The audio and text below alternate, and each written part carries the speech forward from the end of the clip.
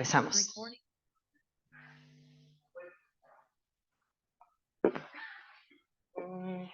¿Dónde querés? ¿En este?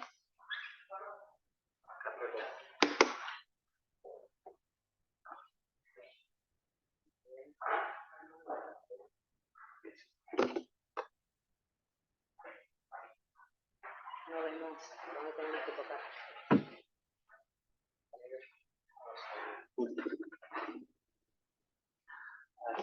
Era más fácil de lo que creía.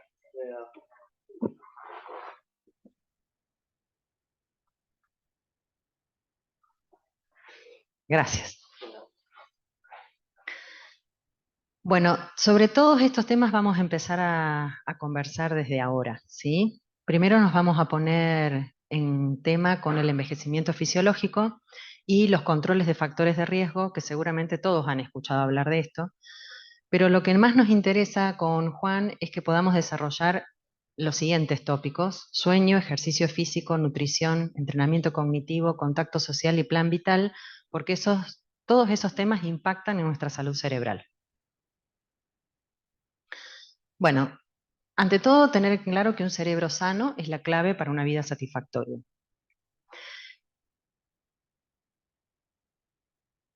Cuando nosotros hablamos de salud cerebral, lo que estamos diciendo es que necesitamos que las conexiones cerebrales sean óptimas, ¿sí?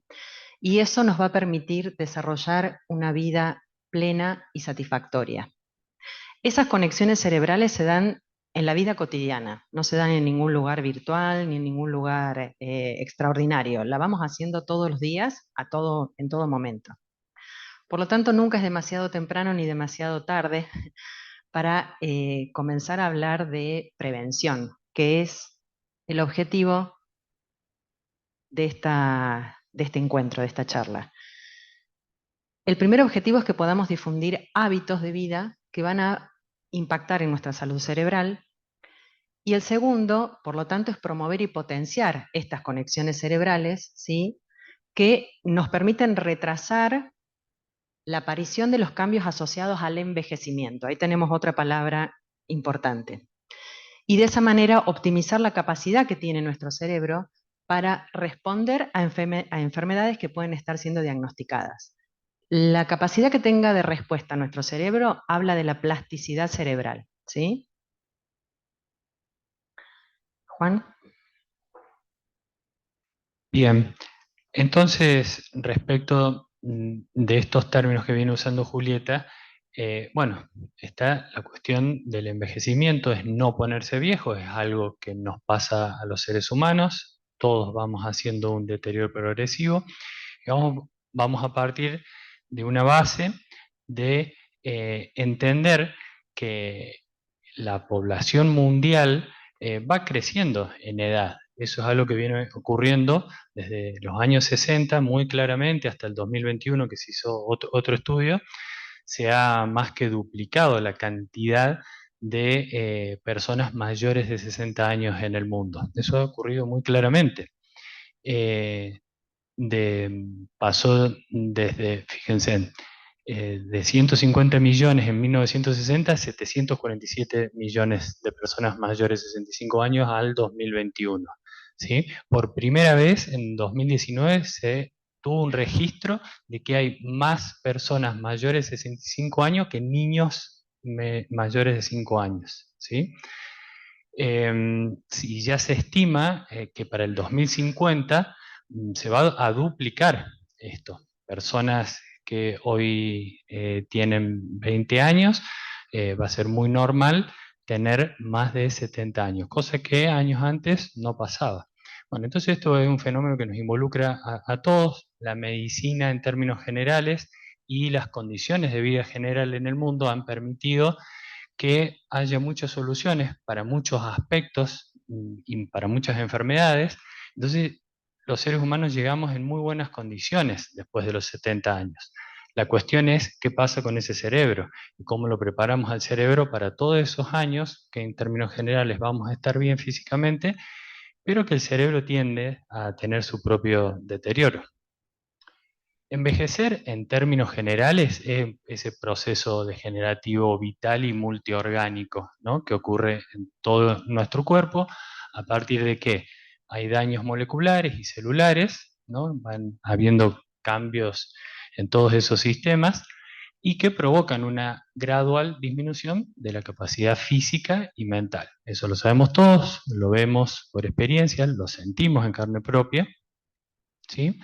Eso también en el tiempo nos va volviendo más vulnerables a sufrir más fácilmente determinadas patologías, diabetes, cáncer, las enfermedades cardiovasculares, las enfermedades degenerativas, ¿sí? En definitiva, aumenta nuestro riesgo de muerte. Eso es parte del proceso al que nos exponemos los seres humanos. Ahora, el envejecimiento cerebral es una cuestión también particular y que tiene sus propias características. Vamos a partir de una base y de entendimiento que nuestro cerebro alcanza su máximo desarrollo a los 35 o 40 años de edad. De ahí en adelante, progresivamente empieza a disminuir en tamaño, forma y también lo hacen sus funciones. Después de los 55 o 60 años, empezamos a ser bastante conscientes de eso y se manifiesta en muchas cosas incómodas que sentimos que no rendimos como lo hacíamos antes. Eso hasta cierto punto es normal, es parte de lo que nos pasa. No nos gusta, pero es lo que nos pasa. Entonces, esos cambios, ¿no?, anatómicos en el cerebro, que básicamente se atrofia la corteza, se atrofian los lóbulos frontales, los lóbulos temporales especialmente, y van habiendo cambios funcionales, menor perfusión, o sea, menor metabolismo en las distintas áreas cerebrales. Todo parte de un proceso normal que redunda en cambios moleculares, químicos, esos mediadores que alguna vez han escuchado, serotonina, dopamina, también sus circuitos de distribución son menores y todo eso redunda en esos cambios fisiológicos que vamos sintiendo. En definitiva, lo que ocurre, hay un declive cognitivo, que es natural. Eso involucra cuestiones de nuestra memoria, empezamos a fallar, sobre todo en esto de la memoria reciente, dónde puse, que no lo puse, qué dije, que no dije, fui, no fui. Esas son cuestiones bastante habituales que van pasando. Nos cuesta muchas veces también reordenarnos en nuestras tareas diarias, qué hacer primero, cómo hacerlo, cuándo hacerlo. De alguna forma perdemos cierta disciplina que teníamos y orden a la hora de sistematizar las cosas.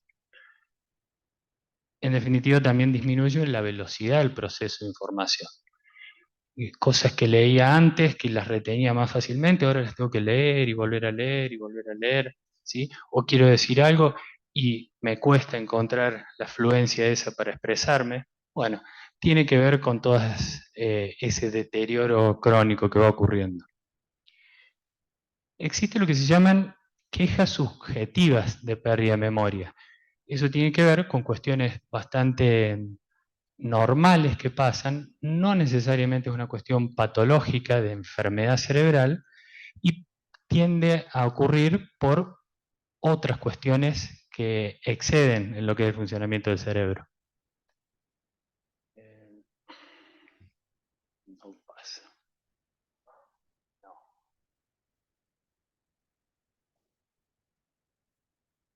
Bien, ahí sí. Lo que pasa con las quejas subjetivas de pérdida de memoria es una queja banal, lo que decíamos, esas cuestiones del día a día, y que en definitiva después aparece. No me acordé, pero al rato ocurrió una situación, sí, era esto. ¿Sí? O sea, son pérdidas de memoria muy menores. Las cuestiones de noticias o eventos importantes no se pierden, eso los tenemos bien presentes. Las cuestiones estas pequeñas que van ocurriendo, no nos gusta, las sentimos, me olvidé, pero no me impactó gravemente en alguna situación cotidiana, no me trajo un problema mayor en el día a día mío, ¿no? Y sobre todo mis familiares no están ahí pendientes de eso y marcándome que le estoy errando feo, por así decir, en muchas cosas. Es más que todo una percepción mía de que me olvido.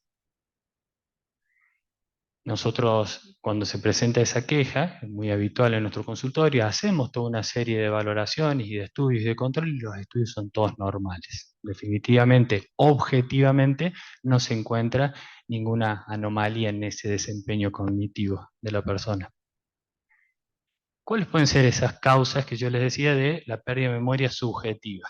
Un contexto de depresión o ansiedad son estados emocionales que dispersan mi foco atencional y terminan impactando en ese desempeño cognitivo. No es un problema esencialmente primario de la capacidad de memoria, etcétera, del cerebro, sino que hay una condición emocional que modifica e impacta con eso. Pacientes con dolor crónico, hay algunas enfermedades que están con tratamientos para el dolor. El dolor implica también toda una cuestión emocional que a la persona le ocupa gran parte de su tiempo y de su día, que lo dispersa para otras cuestiones y termina impactando en una queja subjetiva de la memoria. Lo mismo en las enfermedades crónicas, pasa lo mismo, todo lo que implica en algunas personas conllevar tratamientos y consultas y médicos y estudios y molestias propias de la patología, dispersan focos atencionales y también termina una queja subjetiva. Lo mismo que las alteraciones del sueño por distintos motivos, tenemos una parte especial que vamos a hablar de lo que es el sueño.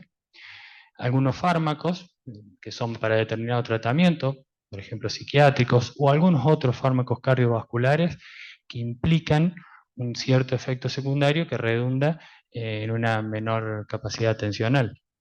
Y los tóxicos, sobre todo efectos de drogas y el consumo problemático de cualquier sustancia, alcohol. Esto es un primer punto que tiene que ver con los factores de riesgo.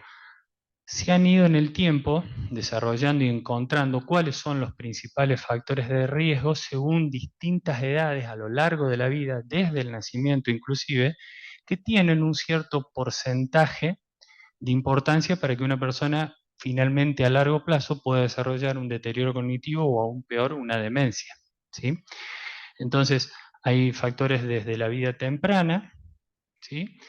Después pasando por la vida media y hasta ya la vida posterior, más adulta, con distintas cuestiones que pueden ir ocurriendo y que terminan teniendo un impacto negativo a nivel cognitivo y ponen riesgo de deterioro. En la vida temprana, el principal factor, y fíjense, esto es desde que arrancamos nuestra vida, que es el nivel educacional. Tiene una influencia de hasta un 7%, desde el vamos, si en las primeras edades infanto, juvenil, no hay un adecuado acceso a la educación, esos bajos niveles educacionales determinan que finalmente en edades más adultas la persona tiene menos herramientas para poder defenderse contra ese deterioro cognitivo que ya es normal y nos pone más en riesgo de finalmente desarrollar una demencia. La vida mediana, ¿sí? Cuestiones que a veces empiezan a ocurrir por distintos motivos, lesiones en el oído o alguna otra afectación que provoque una disminución de la audición, hasta un 8% de influencia tiene para finalmente eso se traduzca en un problema cognitivo. A eso le damos mucha importancia y la recomendación es que toda persona que tenga ese tipo de problema encontrar los mejores mecanismos posibles para corregirlo. Algunos problemas de ese tipo son crónicos, pero por suerte en la tecnología se ha encontrado la provisión de audífonos que ha logrado compensar mucho y la persona hoy lo que nos encontramos es una falta de adherencia a usar el audífono más que la falta de acceso. Entonces no escucha muchas veces porque no quiere, porque están a mano las herramientas para poder hacerlo. Cuando nosotros vemos a los pacientes en el consultorio, lo que suele suceder, además de esto que decía Juan, es que las personas consultan y dicen, me estoy olvidando, o mi papá, mi mamá se olvida, mi cónyuge se olvida. Cuando uno comienza a hablar con el paciente en el consultorio, ya tiene que elevar el tono de voz porque el paciente no oye. Con lo cual, el cerebro recibe información primero, en el caso de los humanos, por la visión y por la audición. Son los órganos de los sentidos que más desarrollados tenemos. Con lo cual, si no escuchamos bien, es muy probable que la información, cuando tenga que llegar al cerebro y después tenga que almacenar para que al final uno pueda recordar, no ingresó.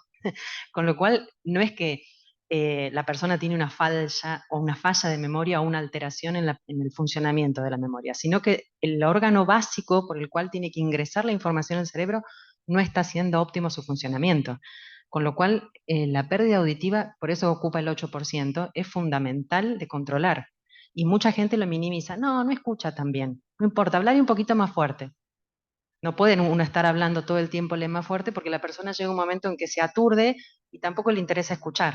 Entonces se empiezan a aislar y eso se relaciona con el último tema que va a ser el contacto social. Van a ver que durante toda la charla todos los temas se van encadenando. Perfecto. Falta de audición, falta de información, aislamiento social. Lesiones traumáticas. Yo trabajo en el hospital de Río Cuarto y ahí tenemos un alto porcentaje de politraumatismo y entre ellos traumatismo de cráneo. Y mucho viene derivado de las motos y de la falta de uso de cascos, por ejemplo. Tenemos montones de personas traumatizadas en edades jóvenes que esa lesión cerebral implica a largo plazo un posible deterioro cognitivo. La hipertensión arterial, muy común en nuestra población y totalmente controlable. El consumo de alcohol, ahí pone un tope de 20 unidades por semana, o sea, a partir de que más de 21 unidades por semana empieza a aumentar el riesgo, claramente.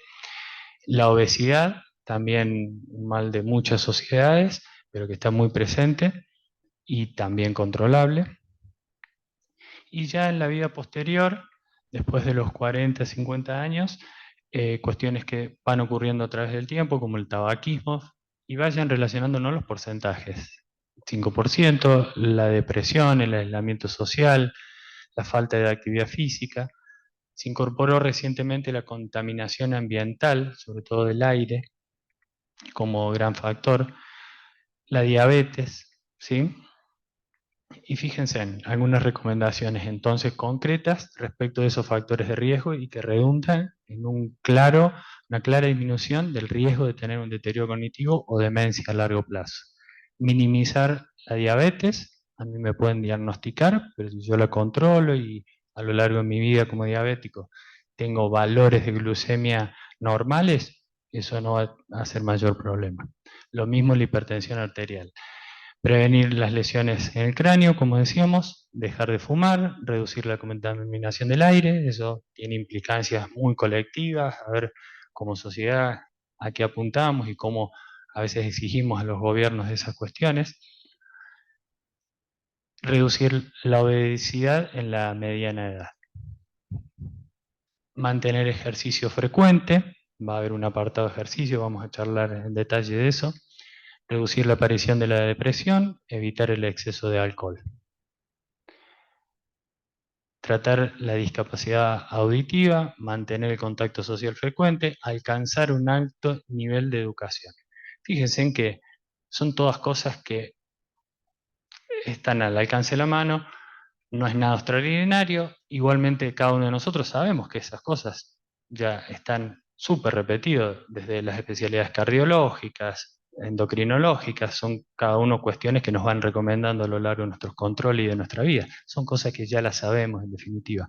Pero lo que han hecho los estudios en distintas partes del mundo es agruparlos a todos y definirlos como hechos concretos que se pueden corregir para prevenir los deterioros cognitivos, incluso las demencias. De tal forma que agrupados, ¿sí?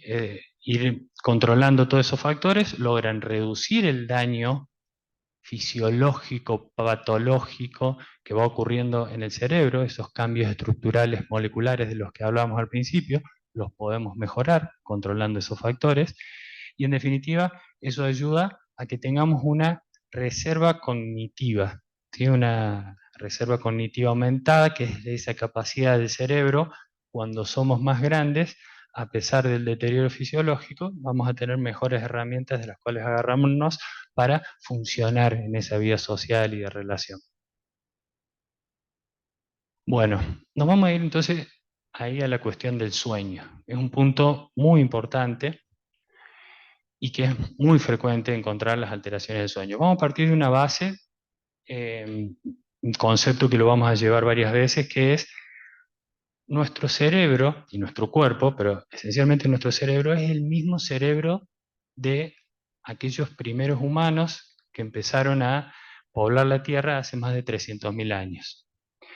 Esos cerebros de esos humanos de tantos años atrás manejaban ritmos de vida respecto de los ciclos del día y de la luz, que es muy diferente a cómo nosotros lo hemos cambiado en la actualidad. Digo en la actualidad porque estamos hablando de los últimos 100, 200 años, a partir de la revolución industrial. Drásticamente y en poco tiempo hemos alterado los ritmos de vida de tal manera que somos personas que nos estamos acostando a dormir después de las 9 de la noche, en términos generales, y estamos teniendo horarios nocturnos que eran impensados en otras épocas. Y encima, con todo un bagaje de estímulo tecnológico, de iluminación, computadoras, televisor, sonidos, ruidos, que no tenían nada que ver con aquellos cerebros de, sin ir a esos 300.000 años atrás, pensemos en 500 años atrás nomás, ¿sí? Entonces, cuando hay muchas alteraciones del sueño, en realidad esas alteraciones del sueño tienen mucho que ver con los hábitos que estamos teniendo, que choca con lo que voy a explicar ahora, que es el ritmo circadiano que tiene nuestro cuerpo y nuestro cerebro, y que determina determinadas fases del sueño. Y eso ocurre de manera biológica, natural, a lo largo de toda la noche. Hay momentos para estar más despierto, momentos para estar más dormido, más profundamente dormido, más superficialmente dormido, pero dentro de esas distintas fases a lo largo del horario nocturno, en una franja horaria que va entre las 10, 11 de la noche y las 7, 8 de la mañana, es que nuestro cerebro, cuando aparentemente no está haciendo nada, en realidad está haciendo un montón de cosas. Eso, bueno, un poco unos gráficos de cuáles son esos ciclos, ¿no? Que se repiten y se vuelve atrás y adelante en sueño profundo, en sueño superficial, desde las 11 de la noche hasta las 7 de la mañana. Y eso es parte de ese reloj biológico interno, un ritmo circadiano. No lo manejamos nosotros. Funcionamos así, determinado por generaciones y generaciones de cientos de miles de años de humanos que han evolucionado de esta forma. Entonces, me escuchaban decir esto del sueño profundo, que es el sueño no REM. Ahí hay un descanso y recuperación corporal, pero sobre todo hay una especie de filtro y de eliminar la información basura que fue ocurriendo durante el día y limpiar el cerebro para el día siguiente para empezar a funcionar de una manera más eficiente. Y el sueño REM, que es más superficial, cumple otras tareas que es favorecer la concentración, enfocarse, consolidar la memoria, es como un elemento importante, un momento en que nuestro cerebro necesita hacer ese trabajo, consolidar lo que estuvo, la información que fue obteniendo durante el día. Y, en definitiva, todo eso es clave para hacer esas interconexiones neuronales. Ahora, todo eso ocurre dentro de una franja horaria y dentro de una cantidad de horas de sueño nocturno que por ahí va variando en función de nuestras edades con el paso del tiempo. Y ustedes lo ven, los niños, adolescentes, ellos pueden estar hasta 10, 12 horas durmiendo de corrido y sin ningún problema. 14 horas si los dejas tranquilamente. Y es súper necesario para ellos. Fíjense cómo ahí empezamos a chocar con algunas cuestiones culturales que nosotros, por determinismos del trabajo y de la cuestión, los levantamos a los chicos a las 6:30, 7 de la mañana para ir a la escuela. Ya en una edad mediana, entre 7, 9 horas, 8 horas en promedio, es lo adecuado para descansar. Y después de los 55, 60 años, naturalmente se achican esa cantidad de horas de sueño que podemos sostener de corrido a unas 6 a 8 horas, ¿sí? Eso es bastante fisiológico. Por ahí tenemos mucho de esa queja de me acuesto a dormir y me despierto muy temprano. Bueno, es parte de ese reloj biológico que tenemos y que determina eso, que sería muy dificultoso dormir hasta las 9 de la mañana para una persona de 75, 76 años. Entonces, en definitiva, y para tratar de ayudar a que en nuestras rutinas podamos respetar ese reloj biológico interno, ese ritmo circadiano, para ayudar a que el cerebro haga lo que tiene que hacer dentro de las horas que tiene que hacer, tenemos que ayudarnos y combatir estas pautas culturales que a veces distorsionan esa arquitectura del sueño. Tener cuidado con las siestas, no deberían ser más de 45, 60 minutos. Muchas veces el horario y el parate en el día está bien, pero no necesariamente acomodar todo para dormir, ni hablar de generar una siesta de 2 horas. Eso es muy contraproducente para después lo que pasa en la noche. Tomar baños calientes, empezar todo un proceso de relajación del cuerpo, y se diría que a partir de las 8, 9 ya deberíamos estar bajando las luces de la casa, bajando los estímulos de sonidos, desconectarnos de las cuestiones tecnológicas, computadoras, celulares, empezar a crear ese ambiente más favorable, tener una cena más bien liviana, suave, no pesada, cargada de salsas o hidratos de carbono en altas cantidades, limitar la cantidad de café, mate, después de las 6, 7 de la tarde, no es recomendable ese consumo de cosas. Eh, y eso, las rutinas del día ayudan a determinar una buena rutina del descanso nocturno. Si yo armé las cosas del día de tal forma que trabajo, familia y cosas cotidianas las tengo resueltas antes de las 8 de la tarde, y bueno, me va a permitir llegar a la noche sin tener que echar mano a cuestiones del trabajo, la limpieza de la casa a las 10, 11 de la noche. Es toda una tarea, porque estamos todos involucrados en comunidad con determinados ritmos, pero dentro de lo posible hay que tratar de promover esto.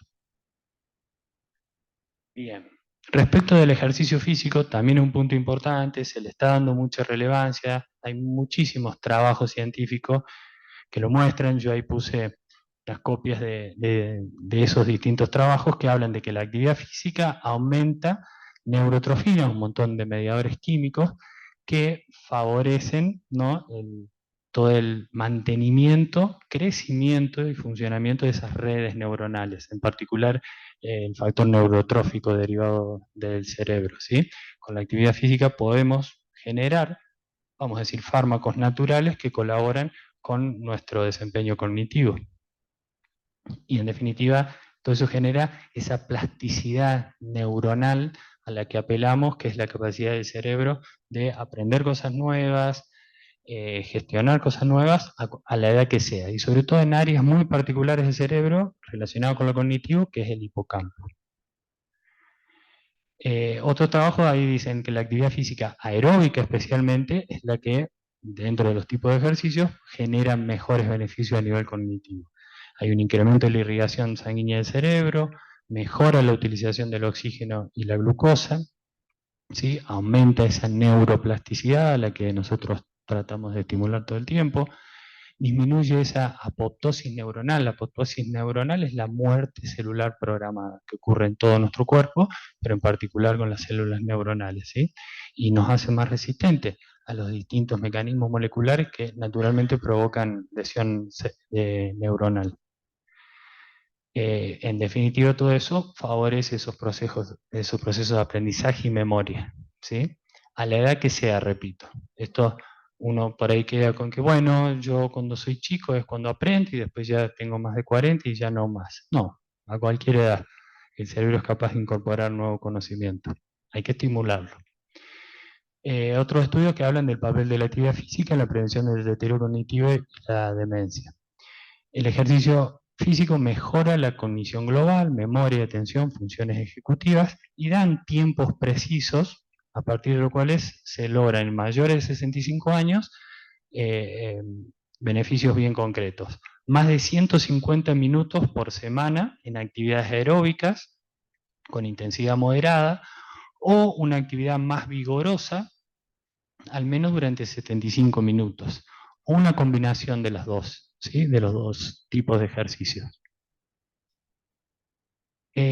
Entonces, ¿qué tipos de ejercicios son los recomendables? Decíamos, a la cabeza los ejercicios aeróbicos, por todo eso que pone en funcionamiento en nuestro cuerpo y que termina dando beneficios al cerebro.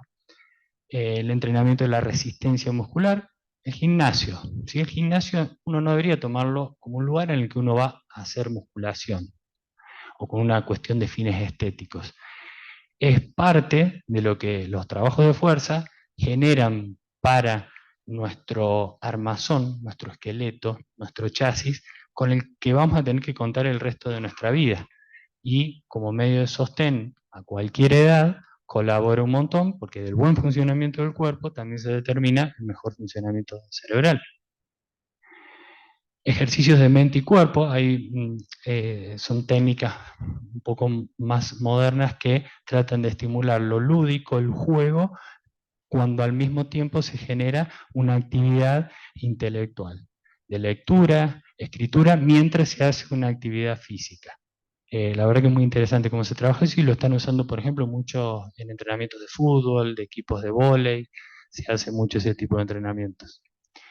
Y la combinación de todas. Dedicar horarios y días de la semana definidos, en el cual yo voy a dedicarle a la actividad aeróbica, una parte al gimnasio. Cuanto más tiempo haga, mejor. Puede ser moderado, puede ser intenso. Si elijo por la vía moderada, sería hacerlos al menos 4 o 5 veces por semana. Si elijo en la vía vigorosa, intensa, con 2 o 3 días a la semana está bien. Pero la idea es sostenerlo en el tiempo. Los beneficios de la actividad física disminuye ya de por sí los niveles de nuestro estrés y ansiedad, impulsa la creatividad en el cerebro, se potencia ciertas habilidades cognitivas de la memoria, la atención, eh, libera esas endorfinas que son químicos naturales que bloquean circuitos del dolor y, como decíamos, mejoran mucho la capacidad atencional y de memoria. Y, por supuesto, ralentiza las enfermedades neurodegenerativas. La posibilidad de tener Alzheimer la tenemos todos, todo el tiempo. El hecho de ser humanos nos pone en situación de que en algún momento podríamos llegar a desarrollarlo. Tener condiciones de vida saludables y a partir de la actividad física nos ayuda a que si yo tengo la mala suerte que llega el Alzheimer a mí, voy a tener muchas mejores herramientas para defenderme, combatirlo y hacer, aún teniendo Alzheimer, inclusive una calidad de vida muy buena. Ni hablar de cómo el ejercicio físico mejora la autoestima, la confianza, la capacidad de movimiento, el desempeño y cómo nos desenvolvemos en el día a día. Bien, y el aspecto que vamos a pasar ahora nos va a comentar Julieta, que es la cuestión nutricional. Va en la misma línea de cómo ordenamos nuestros hábitos, los tipos de comida que nos van a favorecer con la prevención del deterioro cognitivo. Bueno, vamos por aquí. Estamos frente a la gran pregunta. Esta es la pregunta del millón en la época en la que nos tocó vivir. ¿Qué elijo? ¿La comida chatarra ultraprocesada o la comida saludable? ¿Sí? Por supuesto que nos resulta mucho más fácil irnos hacia aquel sector, porque está todo compradito, todo hecho, todo rápido, caliente en el microondas, y ahí empezaríamos a hablar un montón, porque hasta calentar en el microondas, todo lo que sea plástico también le hace mal al cerebro. Así que sería de nutrición, como en realidad de todos los temas que vamos a hablar con Juan, podríamos dar charlas exclusivas de cada tema, ¿sí? Pero bueno, esa es la pregunta, ¿qué hacemos? ¿Qué es lo que sucede? Desde el momento en que nos está gestando nuestra mamá en su vientre, lo primero que se va a desarrollar es el sistema nervioso entérico. ¿Sí? El sistema nervioso entérico es una subdivisión del sistema nervioso autónomo que está encargado de todas las funciones gastrointestinales. ¿Sí? Y después de eso se forma el sistema nervioso. Fíjense que ese gráfico está dividido por la mitad, estado sano, estrés, enfermedad. Y aquí debajo, ay, perdón, sí, acá debajo tenemos la función del sistema digestivo, ¿sí? Seguramente todos han escuchado hablar de las intolerancias al gluten, a las harinas, a los lácteos, el SIBO, el colon irritable. Bueno, son todas enfermedades que cada vez más la población padece y están íntimamente relacionadas con lo que comemos, ¿sí? El tema es que en nuestro intestino existe algo que se llama microbiota, que hace unos años atrás la microbiota era la flora intestinal, ¿sí? Ahora es microbiota. El tema es que esa microbiota ¿sí? Juega un papel fundamental porque está en nosotros desde siempre y ha ido evolucionando, como lo que explicaba Juan respecto de el primer tema. Esa microbiota está con nosotros desde que hay humanos, ¿sí? Pero ha ido modificándose de acuerdo a nuestro estilo de vida y sobre todo a lo que le enviamos al cuerpo a través de los alimentos. No son más que microorganismos, bacterias, virus, levaduras y arqueas, pero a esas señoritas hay que darles de comer. ¿Mm? Y aquí juega un papel muy importante la relación entre el cerebro y el sistema digestivo. ¿Por qué? Porque el cerebro se relaciona totalmente, bidireccionalmente, continuamente. Lo que ocurre abajo impacta arriba y lo que ocurre arriba va a impactar en el sistema digestivo. ¿Sí? Fíjense que todo ese gráfico, perdón, todo ese gráfico empezaría en realidad desde aquí. Sistema digestivo, sistema nervioso entérico, sistema neuroendocrino, ¿sí? Porque lo que comemos también va a afectar a todo nuestro sistema hormonal, va a impactar en la forma en que pensamos, en la forma en que nos sentimos y en la forma en la que nos comportamos, y vuelve, ni más ni menos, por otro lado, a impactar en el sistema inmune, todas las enfermedades que se pueden llegar a producir, por lo que comemos. Entonces, ¿qué es lo que sabemos hoy? Que a medida que envejecemos, nuestra microbiota cambia en cantidad y en calidad, se modifica. Por lo tanto, lo que comamos va a impactar en nuestra salud cerebral, por este gráfico que les estoy mostrando. Entonces, ¿cuáles serían los factores que pueden alterar nuestra microbiota, ¿sí? Y que por ende van a impactar en la capacidad cognitiva y en el estado emocional? ¿Mm? Si ustedes hablan con alguien que ha sido diagnosticado de celiaquía o de SIBO, que es una disbiosis, una alteración del funcionamiento de la permeabilidad del intestino delgado, te van a decir que tienen fallas de memoria, te van a decir que estaban irritables, que no tenían fuerza, que no tenían energía, ¿sí? Los síntomas son muy claros. ¿Qué podemos hacer para ayudarle a nuestra microbiota a ser sana y por ende eso va a impactar en nuestro cerebro? Bueno, ahí tenemos que tener en cuenta tres grandes factores de los cuales también podríamos hablar una charla de cada tema, pero bueno, lo vamos a hacer lo más concreto que se pueda, pero también para que ustedes se lleven claridad en los conceptos. ¿Qué comemos? ¿Sí? Importa, pero también cómo comemos y cuándo comemos. Y vuelvo a lo que decía Juan al principio. Nuestros antepasados salían, cazaban, se comían un conejito, se comían un ciervo, calentaban, se iban a dormir. Nosotros comemos mirando la televisión, sentados en el escritorio de la oficina, discutiendo con el jefe, que capaz que entró y también te plantea un trabajo, ¿sí? Con tu familia mirando la tele, con los chicos con el celular en la mano. Entonces ya el cómo es totalmente diferente y totalmente nocivo, ¿sí? Y el tema es el cuándo también, ¿sí? Comemos muchas veces, más de las que se necesita. Yo no soy experta en nutrición, no me quiero meter en un tema que no me corresponde, pero sí, últimamente, en los últimos estudios respecto de nutrición y cerebro, se le está dando mucha importancia a la cantidad que comemos al día, ¿sí? El otro gran factor que altera la microbiota es, otra vez, palabra mágica y súper importante en esta época en la que nos toca vivir también, es el estrés, ¿sí? Estrés tenemos todos. De hecho, antes de venir, Juan y yo, mientras acomodábamos y hablábamos con Matías, con Marco, estrés teníamos. A medida que empezamos a conversar con ustedes, el estrés de ambos ha ido disminuyendo.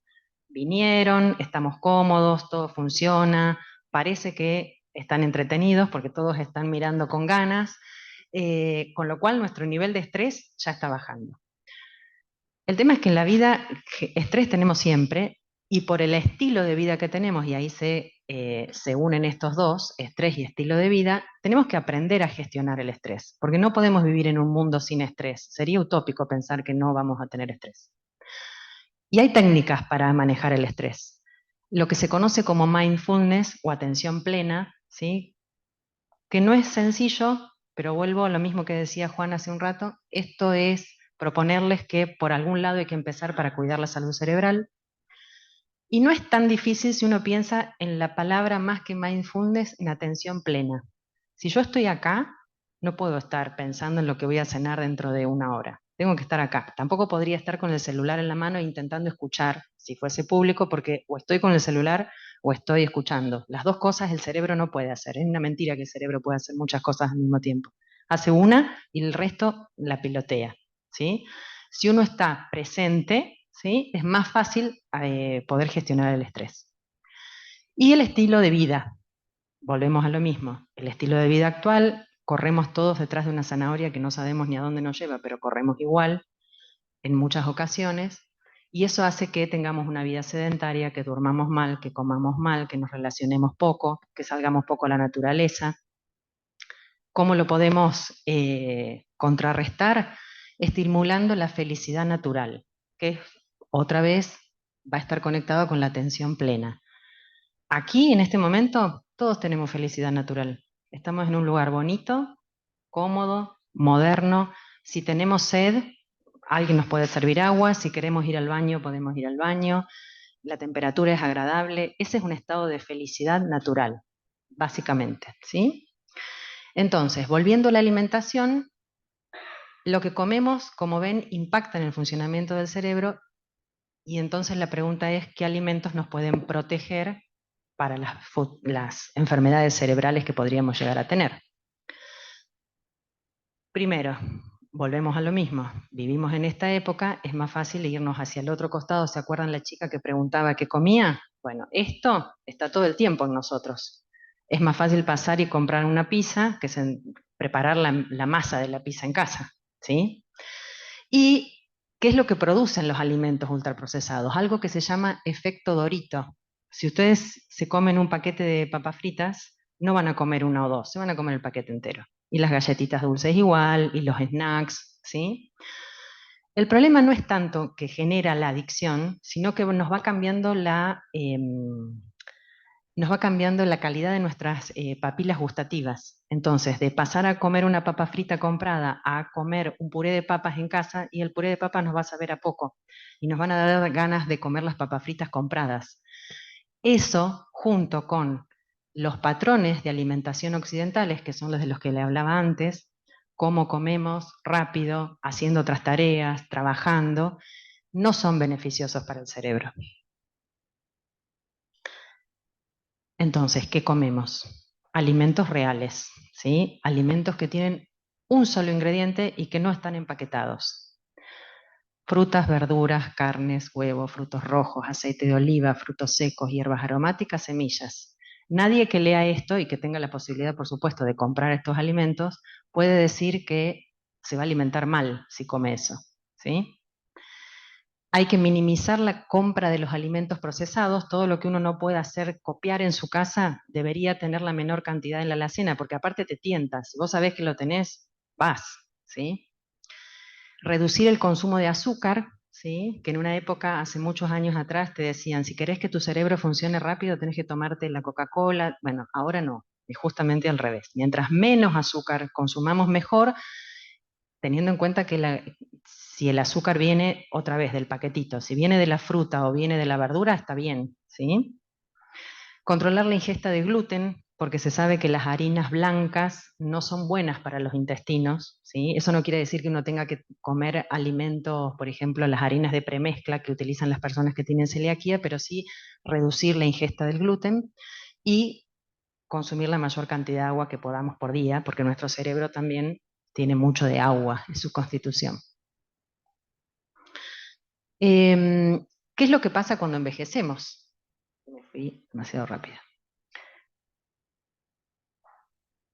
Cuando vamos envejeciendo, nuestro tejido muscular esquelético va disminuyendo, vamos teniendo una pérdida paulatina de la masa y la fuerza muscular, eso se le llama sarcopenia.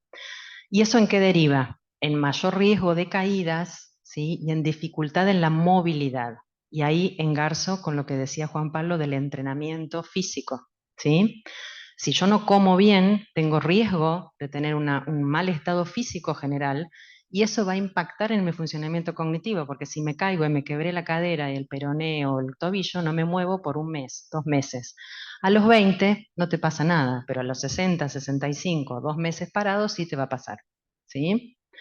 El cerebro requiere de nutrientes variados. Las dietas que se recomiendan en salud son las MIND o las mediterráneas porque son las más balanceadas, tienen todos esos alimentos de los que les hablaba antes. Aquí hay un poco de descripción nuevamente de lo mismo, ¿sí? Básicamente los tres grupos que deberíamos tener en cuenta en todos nuestros platos de almuerzo y cena son las proteínas. Se calcula que entre 1,2 y 1,5 gramos por kilo de peso y de día deberíamos consumir. Las grasas, el tipo de omega 3, ¿sí? Nosotros no vivimos en una región donde tengamos mar cerca, pero bueno, si uno puede consumir algo de pescado siempre está bien. Y la glucosa, ¿sí? No el azúcar, sino los cereales, la pasta, el pan, la papa, las legumbres, las frutas y las hortalizas. Fíjense que allí arriba puse superalimentos, ¿sí? Seguramente todos han escuchado hablar de la cúrcuma, el jengibre, el kale, eh, las bayas de goji. Están súper de moda todos esos alimentos, las aceitunas, la palta. Por supuesto que esos, ¿por qué son superalimentos? Porque tienen muchos nutrientes, zinc, magnesio, hierro, que a medida que vamos envejeciendo los vamos perdiendo. Entonces el médico que te dice, usted incorpore esto, pero no quiere decir que si yo me como 3 paltas al día, con eso mi cerebro va a estar protegido, porque tengo que hacer todo esto que estuvimos diciéndoles antes. Hay que hacer actividad física, hay que dormir bien y todo lo que se viene de acá en adelante. Todo va engarzado, ¿sí? Ahora voy a contarles un poquito qué es el entrenamiento cognitivo, que se ha puesto mucho de moda en los últimos años, por suerte, pero que la gente cree que entrenamiento cognitivo es ir a un taller de memoria. Los talleres de memoria son espectaculares, son muy buenos, cumplen un montón de funciones, pero el cerebro no se entrena haciendo sudokus y crucigramas 3 horas al día. Vas a ser un experto en sudocología, cuanto mucho, en crucigramas, pero eso no implica un entrenamiento cognitivo. El entrenamiento cognitivo es mucho más que eso. Ahora voy a mostrarles un videíto de algo que a Juan y a mí nos encanta y seguramente a ustedes les va a encantar, que es la base de lo que estamos hablando. Es un videíto donde vamos a ver un montón de neuronas y mientras tanto, mientras viene Marcos y nos acomoda esto, les decía, los talleres de memoria son muy buenos. ¿Por qué? Porque cumplen una doble función. Uno estimula el resto de las funciones cognitivas y también sociabiliza, que es otro punto del que vamos a hablar dentro de un ratito. Cuando uno participa de un taller de memoria va a donde hay otros, ¿sí? Y en donde hay otros uno trabaja su autoestima, porque te parece que lo que te olvidas, la de al lado se olvida igual.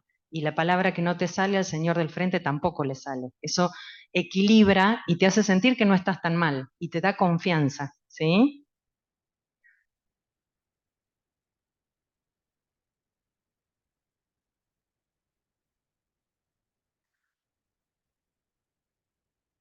¿Eso tiene musiquita? Mm, no. Bueno, esas son nuestras neuronas. Mientras más hagamos, más conexiones cerebrales vamos a tener. Mientras más quietos nos quedemos sin hacer nada, las neuronas, hay una frase muy conocida que se utiliza mucho en neurología que es, al cerebro hay que use it or lose it. Si no lo usás, lo perdés. ¿Sí? Gracias, Marcos. Es solamente mostrar un momentín cómo están ahí las neuronas con sus sinapsis, dendritas y cómo se conectan. En este momento que ustedes están aprendiendo y están escuchando algo nuevo, está sucediendo todo eso en nuestro cerebro. Gracias.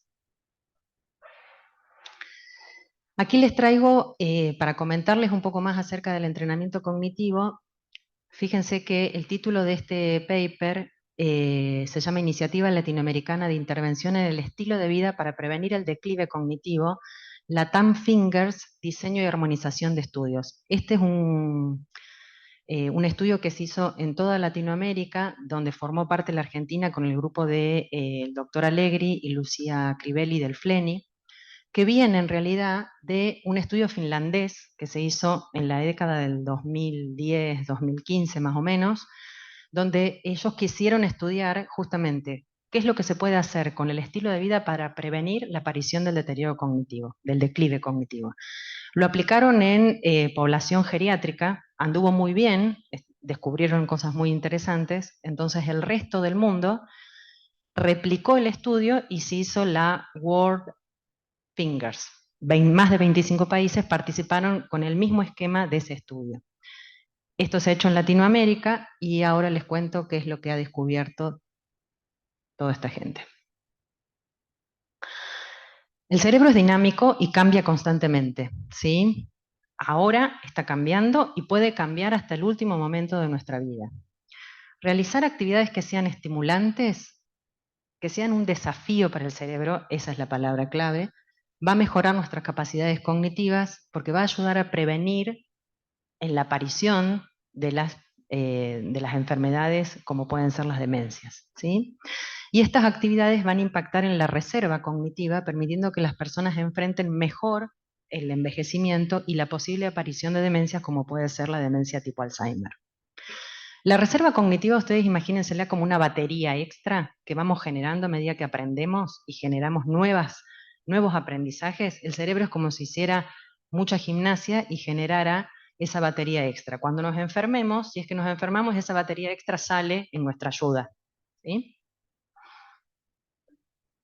¿Qué tipos de entrenamiento cognitivos existen? Puede ser individual, puede ser grupal y puede ser computarizado. ¿Qué es lo que se entrena habitualmente? Por eso les decía, los talleres de memoria no son solamente hacer un crucigrama y no solamente entrenar el cerebro implica hacer un crucigrama, porque en realidad se debe entrenar todo esto. Atención, memoria episódica, funciones ejecutivas, memoria de trabajo, atención selectiva, alternante, velocidad de procesamiento, lenguaje, habilidades visoespaciales, a grandes rasgos. Y les traigo esta comparación porque me pareció muy clara, cómo diariamente estamos estimulando nuestro cerebro y cómo lo pueden hacer ustedes de forma más consciente, ¿sí? Recordar listas de compras implica que están estimulando la memoria declarativa. Recordar dónde estacionaron el auto y dónde cenaron el sábado pasado implica estimular la memoria episódica. Planificar un viaje, una cena, las funciones ejecutivas. Encontrar la palabra que tienen en la punta de la lengua o el sinónimo que no recuerdan, el lenguaje. Reaccionar con rapidez, la velocidad de procesamiento. Orientarse en una ciudad, las habilidades visoespaciales. Retener un número hasta poder repetirlo, hasta poder escribirlo, la memoria de trabajo. La fecha del día, la orientación temporal y los nombres de familia y las edades de ellos, la memoria biográfica. ¿Sí?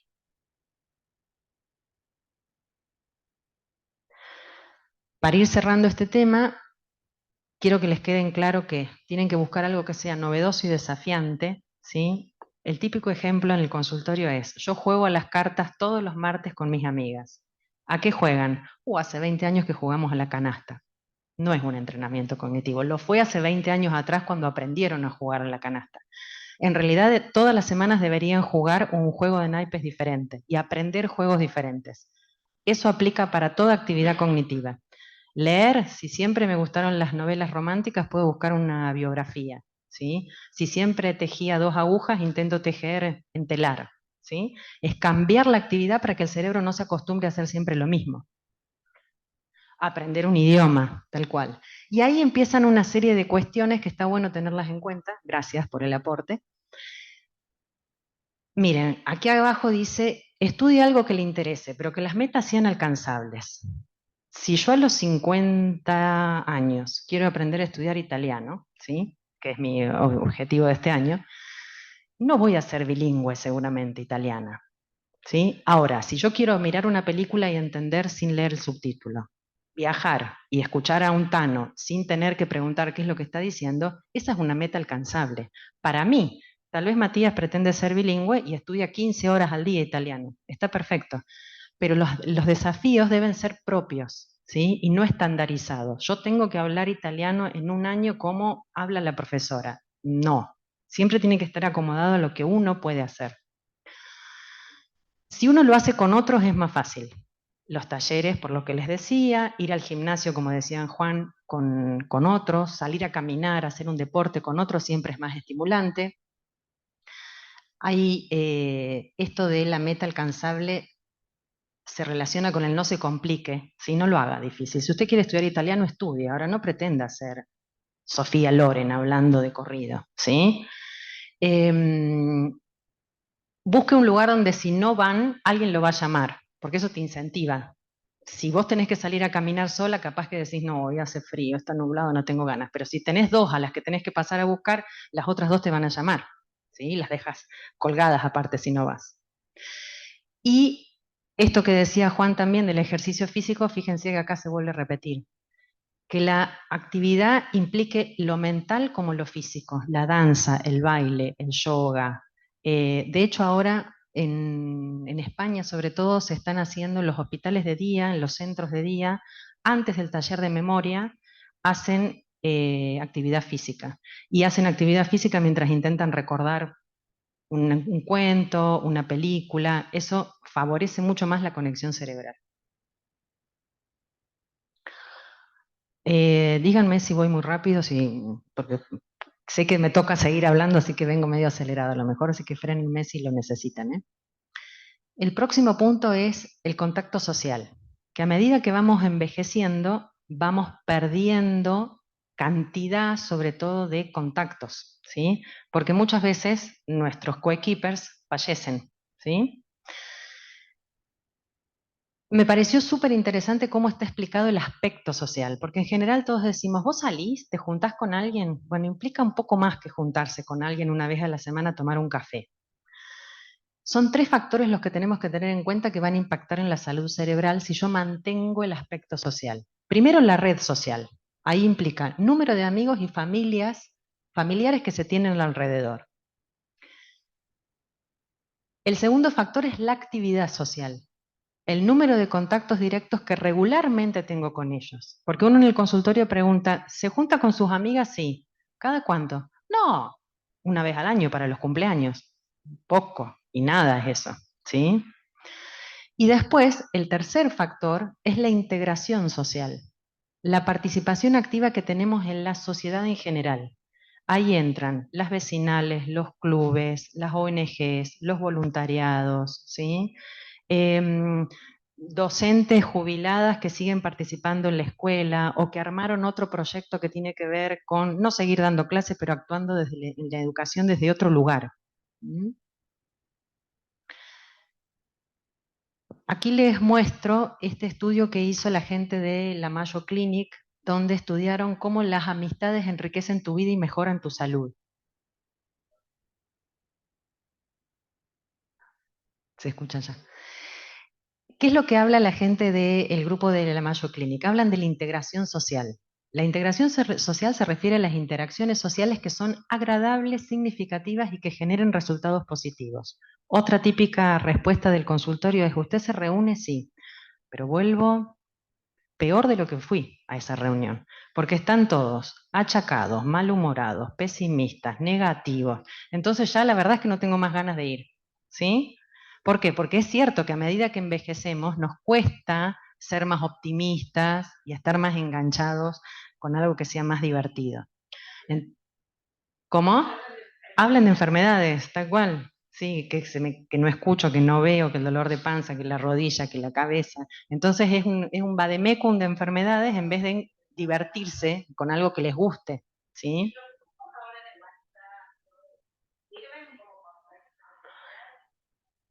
Mm,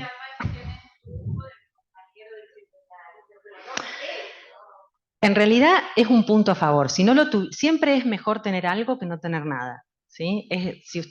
Cuando Juan hablaba del entrenamiento físico, yo pensaba, ir 3 veces al gimnasio capaz que al principio resulta mucho. Bueno, empiezo con una.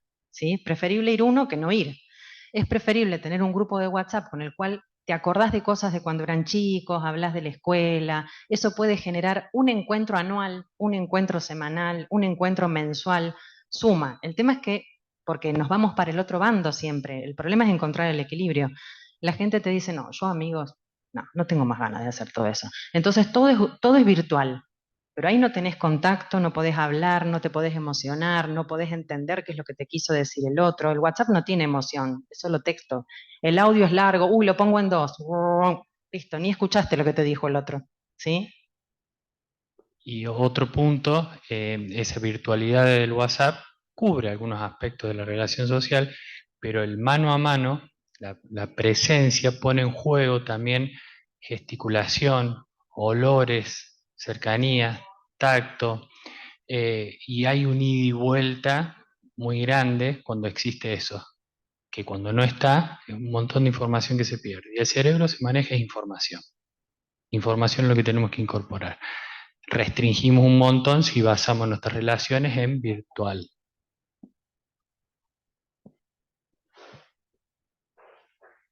¿Qué es lo que nos sigue diciendo este grupo? Que hay que mantener un círculo de amigos, familiares, vecinos. ¿Para qué? No para intercambiar la queja, sino pensamientos, preocupaciones y cuestiones prácticas, ¿sí? Mantener relaciones sociales con personas de diferentes edades, mayores y menores que nosotros. Eso nos enriquece muchísimo, ¿sí? Buscar actividades grupales, como les decía antes, todo lo que tenga que ver con la actividad física es muy bueno, y formar parte de voluntariados que no es algo muy común desarrollado en nuestra región, por lo menos, pero hay que intentar fomentarlo. Con todo esto, ¿qué es lo que descubrió ese grupo? Que si uno mantiene una integración social y mantiene todos estos aspectos del contacto social, reduce el riesgo de declive cognitivo y el desarrollo de demencias entre 1 y 2 veces media menos. No es un dato menor, ¿sí? Y a medida que nos vamos haciendo grandes, es muy llamativo en el consultorio preguntar acerca de la vida social, no, la familia solamente. ¿Quiénes? Los hijos, los nietos de vez en cuando porque ya están grandes, no vienen, entonces se cierra ese círculo social cada vez más. ¿Y qué es lo que estudia, qué es lo que nos cuenta este grupo de estudio? Que tenemos un doble beneficio, porque nos protegemos de procesos patológicos que puede empezar a sufrir el cerebro, y al mismo tiempo estamos desarrollando una estimulación mental continua y reducimos los niveles de estrés. Por esto que hablábamos antes, nos contamos cosas que nos hacen sentir partícipe, ¿sí? ¿Cuáles son los beneficios? Bueno, es un poco más de lo que les estaba diciendo, ¿no? Aumenta la sensación de pertenencia y de propósito, ¿sí? Yo voy con las chicas de los martes a las 3 de la tarde a Liliga. No es cualquier grupo, es la de los martes a las 3 de la tarde. Los hombres, yo me junto a tomar el café con los chicos en, no sé, en Luis María, cualquiera, ¿sí? No es cualquier grupo, es un lugar en un momento determinado, genera sensación de pertenencia y de contención. Aumenta la felicidad, reduce el estrés, mejora la confianza en uno mismo y en la autoestima, ayuda a enfrentar situaciones traumáticas que se van a presentar en esta etapa de la vida, ¿sí? Enfermedades, fallecimiento de un ser querido, y ayudan a contrarrestar la sensación de la soledad, ¿sí? Que es como el puntapié por el cual empieza después la depresión, ¿sí? Mucha gente que en viuda te dice, a mí lo que me pesa es la soledad. Yo tengo familia, tengo amigos, pero estar en casa solo no me la banco. Entonces, formar parte de grupos y tener una mayor interacción social es lo que nos puede proteger de sufrir una depresión. Y lo último, y no menor, porque a medida que vamos envejeciendo, parece que vamos en una carrera a jubilarnos. Y después cuando llegamos a jubilarnos no sabemos qué hacer. Porque aparte, por suerte, como explicaba Juan al principio, tenemos más expectativa de vida. Entonces, si nos jubilamos entre los 65 y los 70, tenés 10 años posiblemente más para vivir, ¿no? Y en ese tiempo hay que hacer todo lo que estuvimos diciendo. Actividad física, entrenamiento cognitivo, dormir bien, alimentarse bien. Entonces, aquí les traigo dos estudios, uno que se hizo en el 2012 con un grupo de estudio de Chicago, donde estudiaron el efecto del propósito el propósito de la vida en relación a los cambios patológicos de la enfermedad de Alzheimer en la función cognitiva de la edad avanzada, ¿sí? Este es un estudio más viejito, es del 2012, después les voy a traer otro del 2023. ¿Qué es lo que estudiaron ellos? ¿Qué es lo que descubrieron? Que hay una relación entre el propósito que uno tiene de vida y el declive cognitivo. Estudiaron a más de 900 personas durante 7 años. Ese es un estudio longitudinal, ¿sí? ¿Y qué evidenciaron los resultados? Que las personas que tenían un nivel alto de propósitos en la vida tienen la mitad de probabilidades de desarrollar demencia. La mitad. no es tampoco cualquier número, en contrarresto de la gente que tenía un bajo nivel de propósitos, ¿no? Las personas que tenían un propósito de vida viven su vida de forma más plena, sienten que esta tiene sentido, que tiene objetivos, tienen una mejor función cognitiva y tienen menos probabilidades de desarrollar demencia. Las personas que saben apreciar las experiencias positivas, cosa que cuesta a medida que nos vamos haciendo más grandes, tienen menos posibilidad de desarrollar depresión. Y vuelvo al tema de anterior. Cada uno tiene que buscar el propio. El proyecto vital es sumamente individual. Uno puede formar parte de un voluntariado, pero el proyecto vital puede ir por otro lado. ¿Sí? No hace falta, uno no tiene que buscar el del vecino, sino encontrar el propio.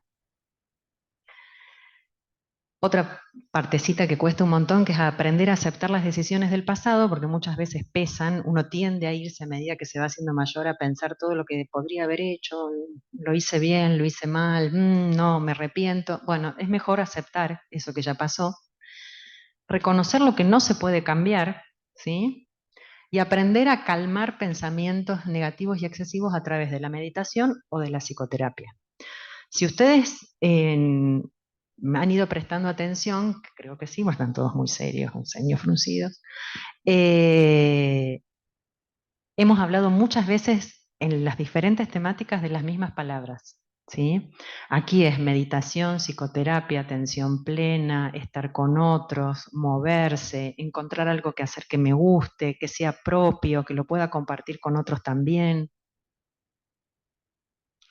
Y este estudio es bastante similar al anterior, pero este es del 2023, año pasado, súper fresquito. Este es un grupo catalán que estudia, les hice una síntesis, si hay factores que sean del estilo de vida modificables que promuevan la resiliencia. Eso también es una palabra de los últimos tiempos, ¿no? Ya sabemos que, como decía Juan Pablo, la educación y la ocupación son los factores que promueven la reserva cognitiva, la batería esta de las que le hablaba que nos defiende si nos enfermamos. Ahora, el propósito de la vida va a promover el bienestar psicológico.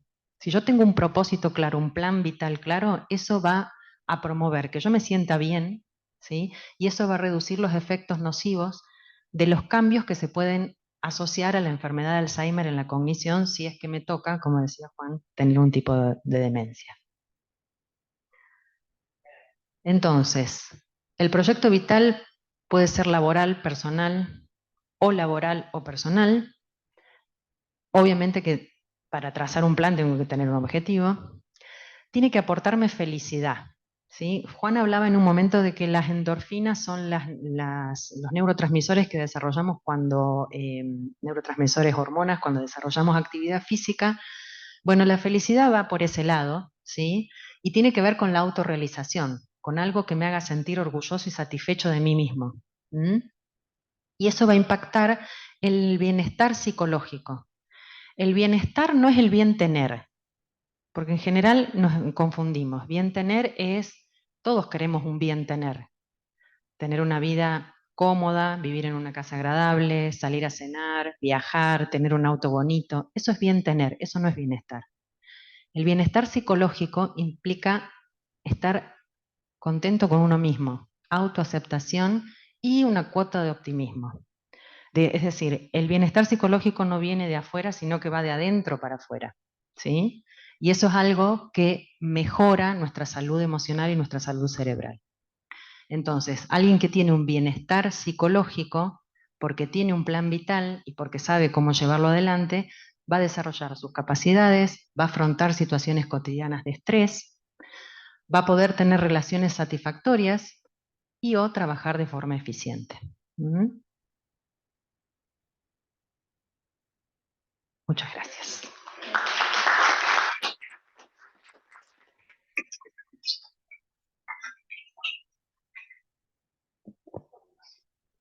Bueno, la verdad, felicitarlos, estuvo excelente la disertación.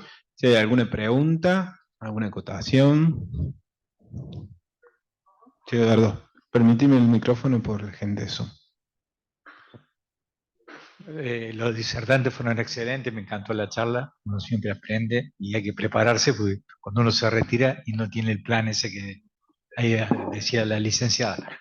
No, yo quería preguntar de las unidades de alcohol que vos decías, ¿viste? Vos dijiste 21 unidades, que son 21 litros, 21 vasos, no sé cómo. Perdón. 21 copas, perfecto. Sí. Y lo otro que te quería preguntar de los disruptores hormonales, todas esas cosas, que a veces no las tomamos, lo ponemos en el champú, lo ponemos en el dentrífico, lo ponemos en la crema que se ponen las mujeres, y hay muchas cosas. Y si uno mira en internet, hay cualquier cantidad de cosas para no envejecer, pero verdaderamente, no sé. No, justo que. Sí, por supuesto que en el mercado hay un montón de cuestiones que se ofrecen en cuanto a productos, alimentos, es múltiple. Algunos pueden ser más valederos que los otros, e incluso los podemos incorporar. La cuestión está en no olvidarse de cuestiones más básicas que tienen que ver con el día a día nuestro, como lo hemos presentado, nuestras rutinas, nuestros hábitos. Acá no va a haber una cuestión mágica que nos vaya a rejuvenecer o nos vaya a evitar el envejecimiento. La cuestión es mucho más compleja que eso, no va a depender de un elemento, va a depender de los hábitos y cómo nosotros nos desempeñamos en todos estos aspectos a lo largo, no cuando tenemos 60 años, sino desde la primera infancia. Ahí somos responsables los adultos de lo que le estamos brindando a los más chicos también. Es parte de esto. Cuidarnos a esta edad implica empezar a cuidarlos a los otros desde más chicos también.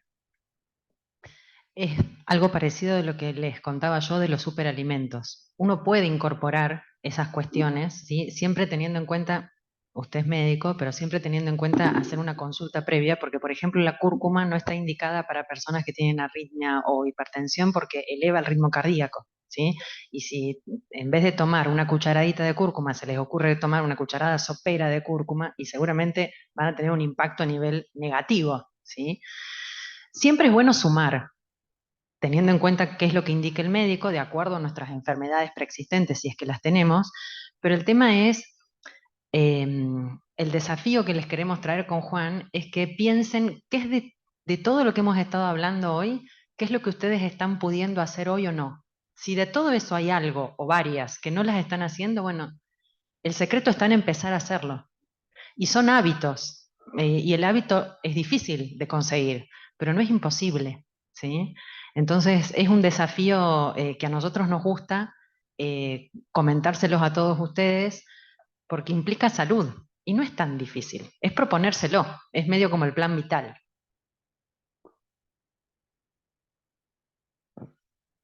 ¿Alguna otra pregunta? ¿Hay un factor genético? ¿Puede haber en el Alzheimer? Si mi mamá, mi papá tuvieron una predisposición que no puede. En principio, más del 70-80% de las personas que tienen Alzheimer es de causa esporádica. Eso significa le toca al que le toca. Hay formas familiares, tener un familiar en primer grado que tenga esa enfermedad aumenta en un porcentaje el riesgo de uno de padecerlo, y hay formas claramente familiares en el desarrollo de las demencias antes de los 50 años, ¿sí? Pero en las demencias precoces. Pero en términos generales, bueno, y dicho de manera clara, le toca al que le toca. Ahora que usted hace esa pregunta, cuando Juan Pablo hablaba de las quejas subjetivas de memoria, y él explica que en el consultorio los controles neurológicos son normales, es así, tal cual, pero cuando uno tiene un familiar que tiene una queja, que presenta una queja subjetiva, no la tiene que minimizar. Eso tiene que ir abordado en una consulta médica. Habitualmente los pacientes ingresan a los consultorios por neurología o por psiquiatría, ¿sí? Porque a veces hay alteraciones conductuales y no problemas cognitivos en el desarrollo de una demencia. El tema es que el neurólogo, junto con el neuropsicólogo, yo en este caso, trabajamos en conjunto y el neuropsicólogo lo que hace es evaluar cognitivamente a esa persona. Entonces, Juan Pablo va a ver que la función neurológica, motora y sensitiva está bien, pero cómo funciona la memoria, cómo funciona la atención, cómo funciona el lenguaje, es lo que nos toca a los neuropsicólogos. Después se hace un trabajo en conjunto, porque en realidad el neurólogo va a pedir seguramente una resonancia de cerebro o una tomografía para ver la foto del cerebro, y yo lo que le muestro al neurólogo y al paciente es cómo su cerebro trabaja cuando se pone en funcionamiento. Y hay un gris muy finito entre tener un deterioro cognitivo leve y tener una queja subjetiva de memoria. En general, la gente dice, es grande, por eso se olvida. No, envejecimiento no es sinónimo de demencia, ¿sí? No, no viene, está asociado a la edad, pero no es intrínseco de la edad. Entonces nunca hay que minimizarlo, siempre hay que darle importancia y es hacer consultas para poder descartar en un diagnóstico diferencial si estamos frente a una queja subjetiva de memoria o frente a algo que puede llegar después de unos años a algún tipo de demencia. ¿Mm?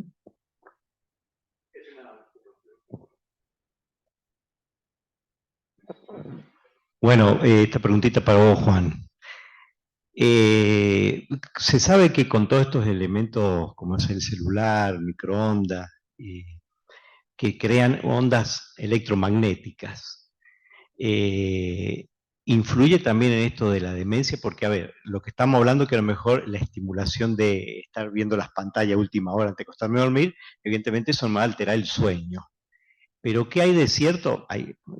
Te pregunto a vos porque seguramente me va a poder contestar esto, porque se está estudiando, pero todavía no se sabe bien qué lesión puede producir estas ondas electromagnéticas cuando dormimos con el celular en la cabecera, que lo usamos como despertador, las luces que están prendidas del televisor, de la alarma, si eso también influye en las lesiones neurológicas.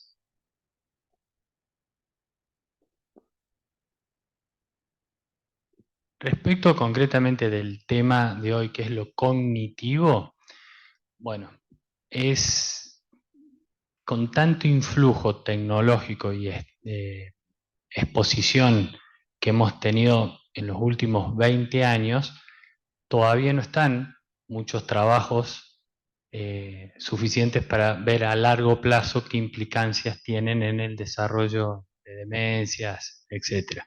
Después se han propuesto en distintos trabajos sobre si tienen o no influencia sobre la enfermedad cerebrovascular, la presencia de tumores. No termina de ser concluyente, como decís, hay muchos estudios. Hay una recomendación precisa que es tratar de evitar la exposición lo más que se puede y tener en la casa, sobre todo en los momentos de reposo y de descanso, toda la aparatología descansando también. Descansando la aparatología, evitar, el término que usan es los vampiros. Son todo lo que queda con la luz roja, eso está en funcionamiento de alguna forma. Desconectarlo también. Hay algunas cosas, con alarmas, algunas veces implica cuestiones de seguridad, pero todo lo que más se pueda incluso desconectar en el hogar es recomendable. Ahora quieren preguntar todos. Quedan 2 preguntas. Si hay alguna, no, a mí me va a escuchar seguro. Si hay alguna relación entre la atención dispersa, una persona que tenga atención dispersa, que de repente tiene que, bueno, tiene que se olvida dónde dejó el auto, que una cosa, pero lo tiene toda su vida, y alguna tendencia a este tipo, a la demencia, al Alzheimer. ¿Hay alguna relación? En un punto tienen relación, pero no quiere decir que una persona que sea despistado, distraído, ¿sí? Porque en realidad es lo que usted está mencionando, sí o sí esa persona va a desarrollar algún tipo de deterioro cognitivo o de demencia posterior, ¿sí? Lo que pasa es que las personas que son distraídas a los 20, a los 30, justamente como su cerebro es más joven, pueden como pilotear, pueden equiparar esa distracción con rapidez. A medida que nos vamos haciendo grandes, esa velocidad de procesamiento del que le hablábamos, el declive cognitivo natural, esa velocidad va perdiéndose, nos vamos haciendo cada vez más lentos. Entonces, al ser más lento uno y ser distraído, cuando la persona lo empieza a notar después de los 50, 55, 60 años, es cierto que uno nota que esa falla está, pero no quiere decir que eso vaya a desarrollar sí o sí un deterioro cognitivo, no están juntos. Sí, yo no porque hay una diferencia entre la persona distraída. Entonces, yo porque soy docente y veo, por ejemplo, de niños, de primario, primer grado, y veo una cantidad de niños que tienen atención dispersa, como una patología, no sé si está bien exacto el término, pero ellos tienen la atención dispersa. ¿Cómo terminan esos niños? Bueno, eso es lo que estábamos hablando ahora, ¿no? Los niños, la mayoría tienen atención dispersa porque vos les hablas y estás con los celulares en la mano. En el aula, tener que estar 5 horas prestando atención les cuesta muchísimo. Sus cerebros no están preparados. En realidad es como si hubiesen perdido el ritmo del colegio, ¿sí? Que nosotros teníamos mucho más desarrollado, ¿sí?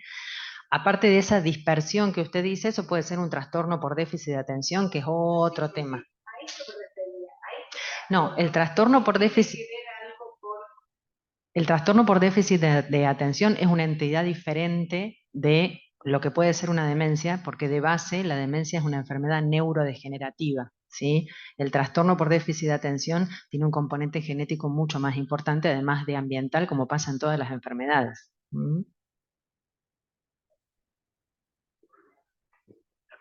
Esto tengo que hacer por todos los que no vinieron. Esta pregunta es fácil y simple.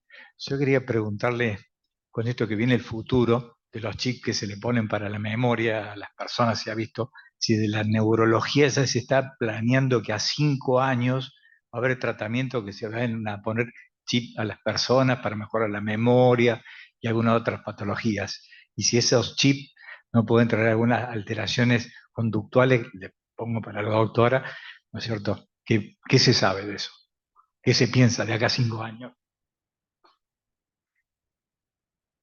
No, ahí en ese punto hay que dividir dos cosas.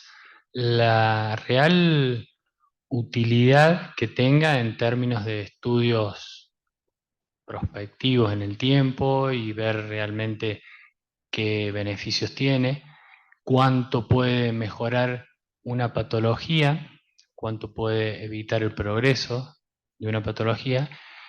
Y después, dos implicancias, que es de avanzar con esas situaciones, de aplicar chips, qué porcentaje de la población tiene capacidad de acceso a ese tipo de tecnología.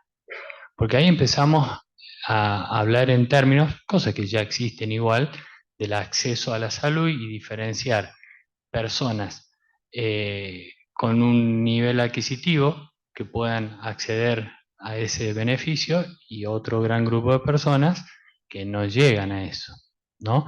Empieza a tener implicancia, o sea, de que existe, veremos en el tiempo si realmente es considerable como un tratamiento eficaz para evitar la progresión de una patología, como a cualquiera de las demencias, y otra cuestión que empieza a estar en discusión, si eso se incorpora en personas sanas, porque estamos haciendo una distinción entre capacidades cognitivas, no de patologías, sino de personas sanas. Y ahí entramos de vuelta en esto de generar personas con una capacidad superior a lo que la naturaleza da, porque tienen determinado acceso económico respecto a otras personas que en realidad son la mayoría quienes no tienen acceso a eso. Bueno, nos plantea discusiones filosóficas, ¿no? ¿Para dónde vamos? Bueno, en honor al tiempo y para terminar, dos preguntas en una. Juan, ¿vos propones algún chequeo preventivo de este inconveniente, llamamos así, de salud? Y si hay algún taller multidisciplinario donde los profesionales puedan captar más rápido que lo que sería una profe de italiano de algún tipo de trastorno cognitivo. No está estandarizado como son los programas para detectar problemas ginecológicos, donde está bien estandarizado, o gastroenterológicos para detección de determinados cánceres, etcétera, o incluso cuestiones cardiovasculares.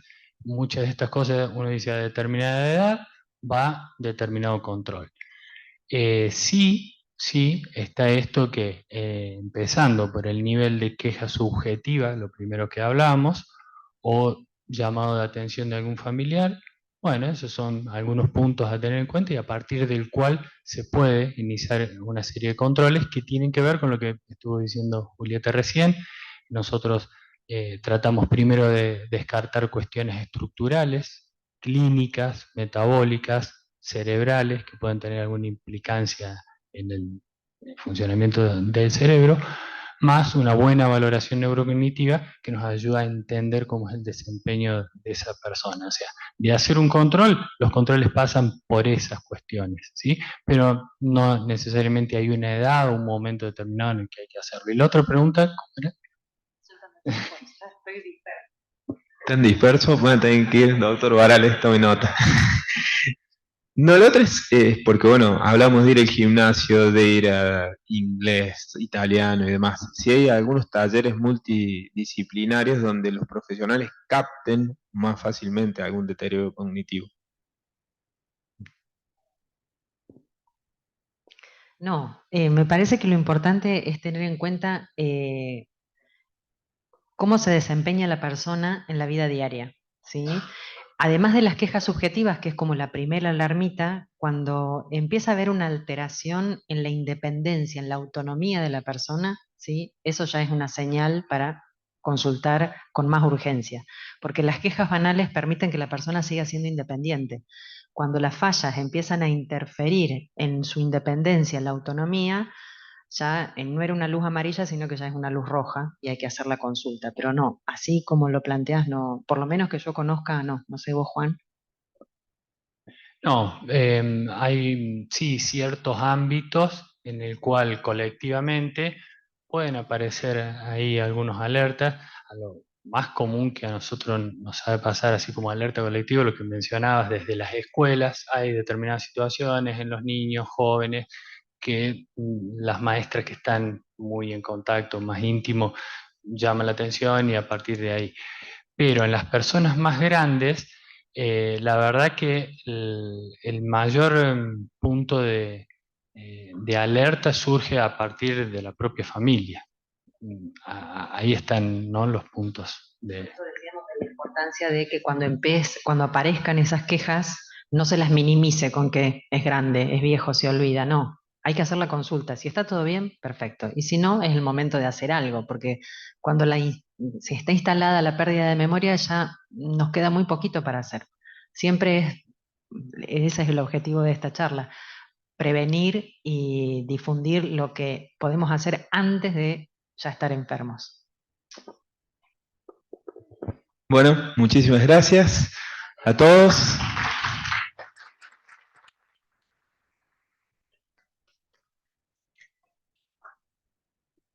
No sé qué van a hacer todas estas mujeres que juegan al buraco, porque le da cambio a este que juego.